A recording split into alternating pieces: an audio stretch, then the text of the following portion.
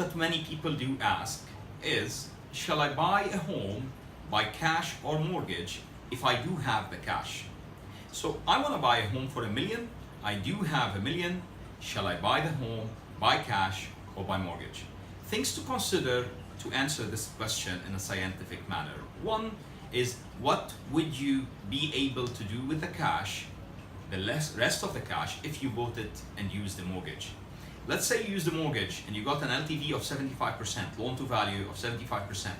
Thus you used $250,000 of your own money. $750 is still sitting in the bank. What would you be able to do with that justifies you taking a mortgage and paying the interest on that? Now, it shouldn't be difficult if you're a trader or if you're an investor.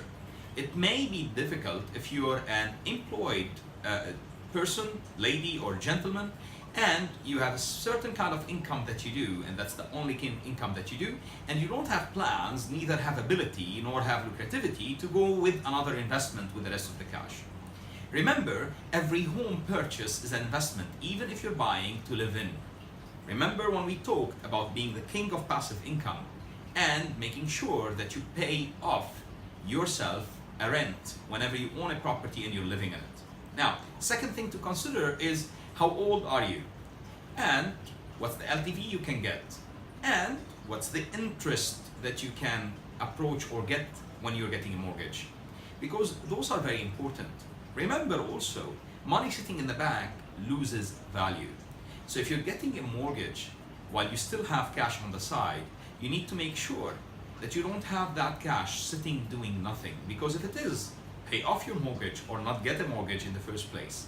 Now, a mortgage is very beneficial because it can maximize the impact of your cash. Let's say you bought a property for $1 million, utilize $750 from the bank, $250 from yourself. The rest of the $750 that's with you, you can take another mortgage and purchase another property with, or you can do much more than that, similar to distribute it on several investments, or you can buy one property in cash using the $750. And if that property or that investment, whatever it is, pays you better than what the mortgage, or higher than what the mortgage costs you, then it's worth it. Remember, by the way, and be cautious, do not allow a high loan to value seduce you into getting it. Because a very high loan to value most of the time is not beneficial, because it puts you in a position which is not balanced. One, where sometimes with any move of the market can put you in the wrong side of the equity gain on your investment. Now, this matters if you are in Singapore or London or Dubai or New York, but that's a rule of thumb.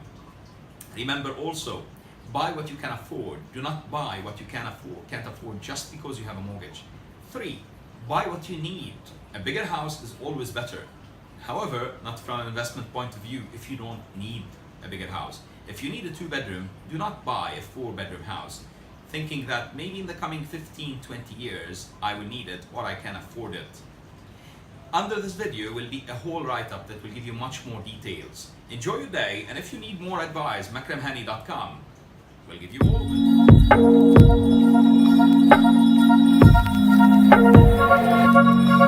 it.